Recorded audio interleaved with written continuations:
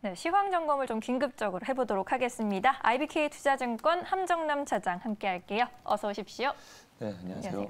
저희가 이제 다음 주부터 개편을 해요. 1, 2부로 나뉘게 되는데 2부에서 함 차장님이 나와주신다고 해서 저랑은 이렇게 당분간 투샷을 잡힐 일이 좀 어려울 것 같아요. 그래서 오늘 꼭 모셔야 할 것 같아서 한번 여쭤봤습니다. 전반적인 시황부터 좀 점검을 드리고 싶어서요. 8월 들어서 우리 증시도 다시 활기를 찾는 건가 했는데 역시 시장은 좀 섣불리 예측을 하면 안 되는 것 같습니다.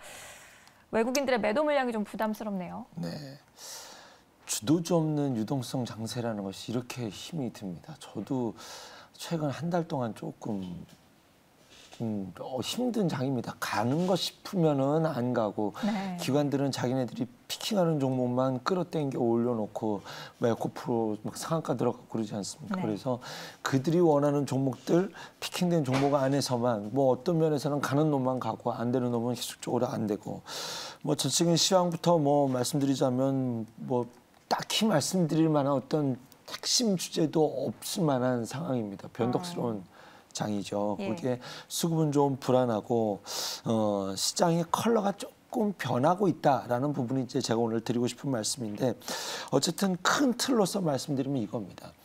지수가 좀 상반기에 불편했었습니다. 왜 그랬냐면은 테이퍼링 얘기가 계속 나왔었거든요.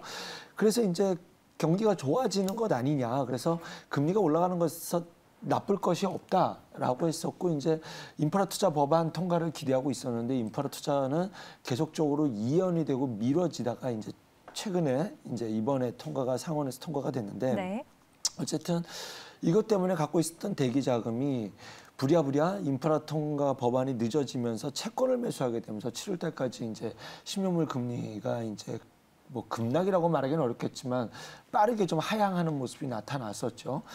그런데 이제 인프라 법안이 통과가 된다라고 한다면 지금부터 마련될 재원에서는 채권을 살 수는 없을 거예요. 그렇게 된다면 다시 이제 인프라 투자 거기에 플러스 알파로 이제 조금 더 확대 해석한다면 B3W까지 준비하게 된다면 이제 인프라 투자를 준비하기 위한 자원, 재원들을 마련하게 될 텐데 이 부분은 결국은 다시 10년물 금리가 조금 윗방향으로 틀 수 있는 거기 미국에서는 지금 지방연준 의원들 그래서 이제 테이퍼링과 관련된 이야기들이 좀 나오고 있는 상황입니다. 그렇게 된다면 우리가 상반기에 맞닥뜨렸었던 이 어떤 그 미국의 10년물 금리 인상의 불편함 그 정도로 빠른 속도로 오를지 안 오를지는 아직은 모르겠지만 어쨌든 그다음에 이제 델타 변이 바이러스가 우리나라에서는 계속적으로 확산자가 늘어나고 있지만 글로벌 시장에서는 이제는 좀 마무리 단계 생활질병으로서 이렇게 변화되는 과정 속에서 테이퍼링 이슈가 자꾸 또 시장을 좀 이렇게 불편하게 만들 이슈가 뭐 이런 상황이 만들어질 가능성이 있거든요. 그래서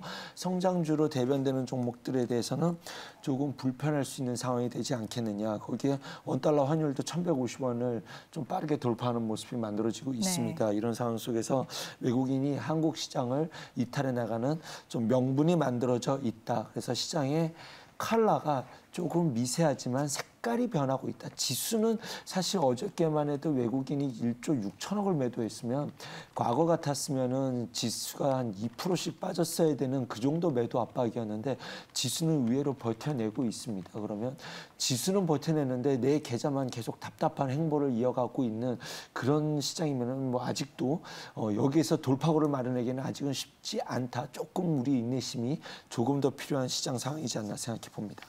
네, 알겠습니다. 지금 새로운 시장을 이제 준비할 필요가 있어 보이는데요. 두 번째 포인트로 좀 넘어가 보겠습니다. 미국 인프라 법안 통과에 대한 증시 영향을 좀 여쭤보고 싶네요. 저에게 사실 여러 번 언급해 주셨던 모멘텀이잖아요. 아직 미 상원 통과이기는 하지만 미국장에서는 인프라 통과 수혜주들이 좀 상승세를 타고 이슈에 반응은 하고 있던데 우리 증시에 미칠 영향은 어떻게 보시나요? 뭐 일단 다우도 어저께 오르고 대신 이제 나스닥은 빠졌죠. 그래서 성장주로 대변되는 것은 조금 불편한 상황으로 가고 있다. 포스트 코로나가 현실화되어 가고 있고 인프라 법안 마련한다면 굴뚝주들, 시크리컬 관련주들이 좋아질 수밖에 없다라는 미묘한 어떤 수급의 변화가 일어나고 있는 그 과도기의 어떤 출발점이다라고 저는 해석을 하고 있고요. 그렇다고 해서 뭐 삼성전자, 하이닉스가 완전히 끝났냐? 그거는 좀 나중에 좀 다음 섹터에서 말씀드리겠습니다. 일단은 뭐 솔직하게 말씀드리면 인프라 이슈는 한번 써먹긴 써먹었었습니다. 왜냐하면 2달 전쯤에 바이든 행정부가 2조 달러 가량에서 한 발 양보했죠. 1조 달러로 양보됐었는데 그래서 이제 통과가 될 듯 했지만 사실은 통과가 안 됐었죠. 그래서 한번 써먹은 재료이긴 하지만 그럼에도 이번에 상원 통과가 된다고 한다면 당연히 주가에는 반영이 되어야 된다고 생각이 듭니다. 그래서 지난번에 가장 강하게 움직였었던 종목은 페노션이었고요. 어제도 페노션 주가는 시장 대비해서 나쁘지 않았다고 생각이 듭니다.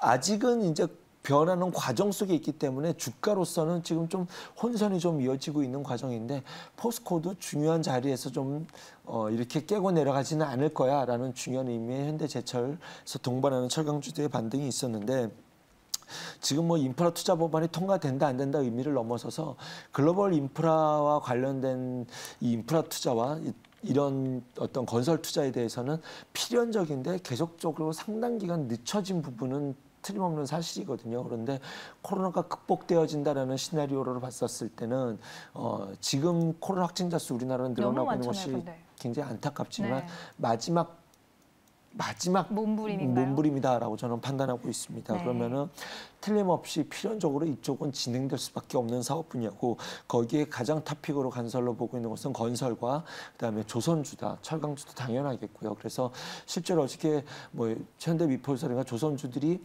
주가는 부진했습니다만 수급적으로는 외국인이나 기관들이 이렇게 좀 매수로 포트로 들어오는 외국인이 현선물 2조 이상 매도했음에도 불구하고 이쪽 섹터에서 특히 조선주에서는 좀 외국인 또 철강주들도 그렇고요. 외국인의 수급이 포착되는 모습이 들어왔다라는 점을 감안해 봤었을 때 뭐 오늘 당장 뭐 오늘부터 당장 주가가 오른다 이렇게 말씀드리긴 어렵겠지만 서서히 느린 걸음이더라도 이쪽에 대해서는 조금 관심을 갖고 지켜봐야 되는 그런 상황이지 않나. 그리고 네. 최근 시장 분위기가 이래요. 좀 빠진 종목을 사두면은 조금 해결책이 나오고 올라가는 종목 쫓아 샀다가는 조금 답답한 상황이기 때문에 네. 그런 관점에서 조선주들은 좀 빠질 만큼 빠져 있다라는 이런 플러스 요인까지도 그래서 좀 단기적으로도 조금 빠질 만큼 빠진 자리에서 수급이 들어왔다는 점에서 일단은 이런 데서 좀 포트를 갖고 보고 이 이후에 중장기로 가는 것은 미국에서 인프라 뉴스가 어떻게 나오는지 관심을 갖고 지켜보자라는 관점에서 좀 매수 타이밍이 되지 않을까 생각해 봅니다. 네, 건설 조선업종에서 좀 해법을 찾아볼 수 있겠다라고 정리해 주시네요. 좀 세 번째 질문 드리겠습니다. 전일 미국에서부터 반도체 섹터의 조정이 보이긴 했는데 외국인들의 이탈이 어제 너무 심했던 것 같아요. SK 하이닉스 6%나 빠졌고 삼성전자는 폴더블폰 공개를 앞두고 있었는데도 불구하고 2%대나 밀려났습니다. 반도체 배신인가요? 반도체 배신 진짜 섭섭합니다. 네. 외국인이 거의 희롱하는 느낌이 들 정도로. 섭섭해서 눈물 날 것 같아요. 8월 초만 해도 이제 지수는 안 빠질 것 같습니다. 반도체도 충분히 매력이 있고 지수를 지켜낼 수 있을 만한 자기 역할을 해줄 수 있을 것 같습니다. 라고 네. 말씀드렸던 제 입술이 부끄러운 상황입니다.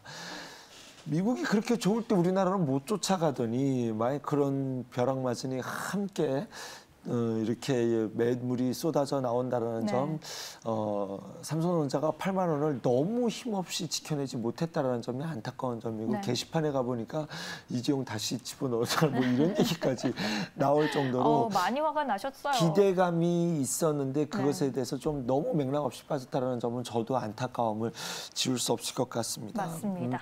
사실 반도체를 통해서 삼성전자, 하이닉스 그다음에 소부장이 가게 된다면 지수가 가야 된다라는 대전제가 있다라는 것을 제가 좀 누누이 말씀드렸는데 아직 지수 랠리에 대해서는 조금 시간이 필요하지 않나라는 생각, 이 의문점을 다시 시장에 대두될 수밖에 없을 것 같고요.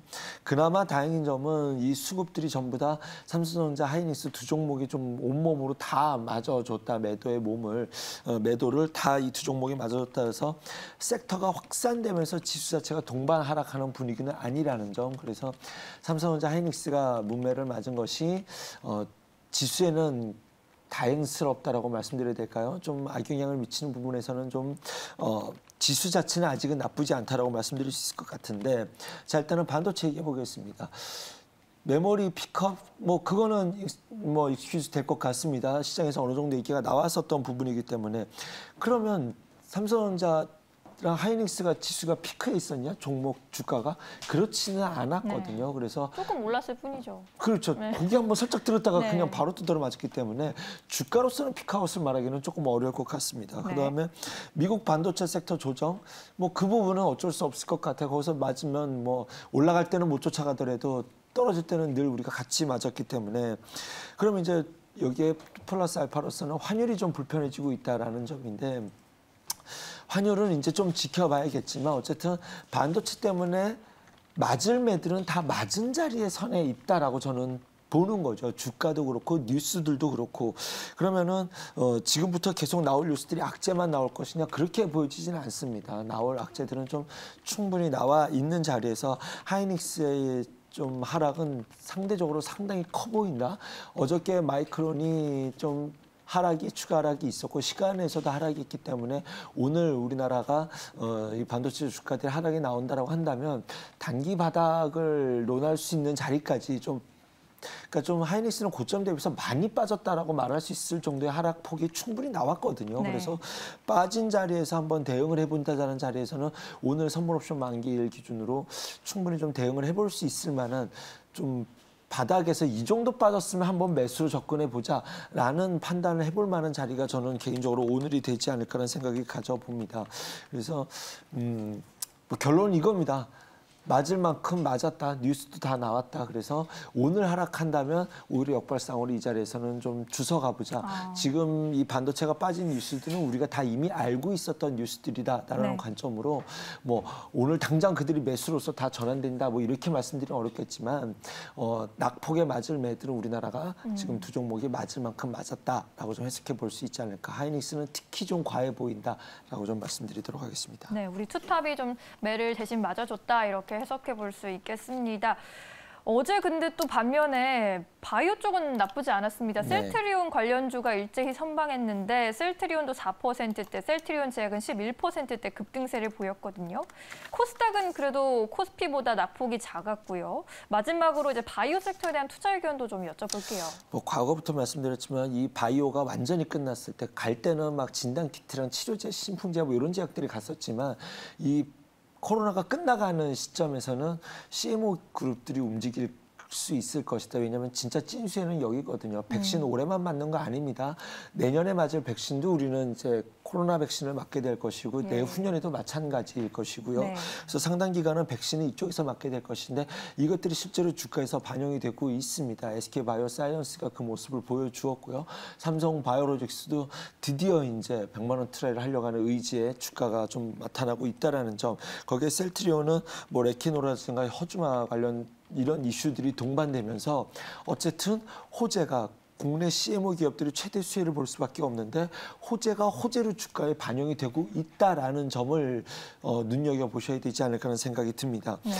일단은 코스닥 관련돼서는 외국인이 우리나라 시장을 매도한다 했을 이런 것을 전제로 했을 때도 코스닥 자체는 조금 여기에서는 좀 자유로울 수 있는 그리고 시장 전체적으로는 개인들의 역량이 좀 중요한 역할을 하고 있는데 그 부분에서도 코스닥은 좀 유리할 수 있다는 점이 좀 복합적으로 작용되는데 여기에 드디어 셀트리온 삼형제가 움직이기 시작했다. 저는 움직이기 시작했다라고 판단하거든요. 네. 그래서 뭐 여기서 쇼커버링이 되었던 그다음에 CMO에 되었던 진정한 재평가가 되었던 뭐가 됐든지 간에 충분히 지금 삼성바이오로직스도 이 자리에서 돌파 캔들을 만들어낸다면 100만 원을 넘어선다라고 한다면 충분히 마이웨이를 갈 수 있을 만한 그런 환경. 그러니까 즉 이종부 회장 가석방 이후에 그날 이 종목만 올랐었거든요. 그래서 네. 찐수해주는 삼성바이오로직스가 되지 않겠느냐. 거기에 삼성전자 지배구조가 어떻게 될지는 모르겠습니다만 만약에 어떤 지수사 전환이라든가 이런 이야기가 나오게 된다면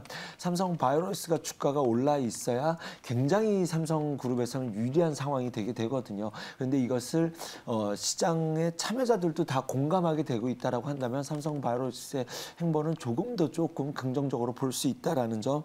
여기에 이제 셀트리온 삼형제가 함께 움직여준다라고 한다면 CMO 그룹들에 대한 신뢰도가 네. 좀 올라갈 수 있다라는 점까지 봤었을 때 뭐 어저께 모더나는 급락이 나왔지만 우리나라 CMO 기업들은 네. 여기보다 조금 별개로 볼 수 있다라는 점으로 따져봤었을 때 뭐 그런 이슈로 모더나가 빠졌다는 이슈로 빠지게 된다라고 한다면 우리나라는 오늘 이 CMO 관련된 관련돼 주던 삼성 바이오로직스나 셀트리온은 매수로 좀 접근할 수 있겠다. 그리고 지금 셀트리온은 쉴 만큼 쉰 자리에서 네. 좀 긍정적인 뉴스 호재가 반영되고 있다는 점까지 봤었을 때 셀트리온 3사 충분히 매수 대응 가능하리라 판단해 봅니다.